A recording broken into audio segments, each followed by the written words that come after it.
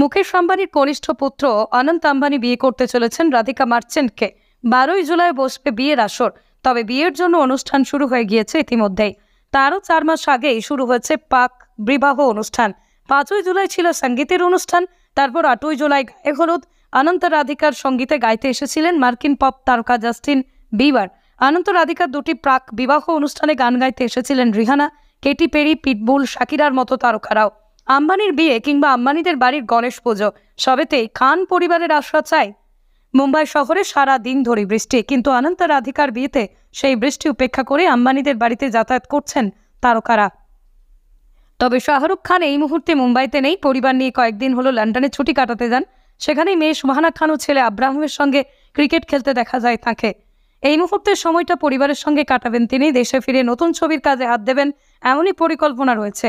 তবে শেষ মুহূর্তে অনন্ত রাধিকার বিয়েতে শাহরুখ তার পরিবার নিয়ে হাজির হবেন কিনা তার উত্তর মিলবে 12ই জুলাই।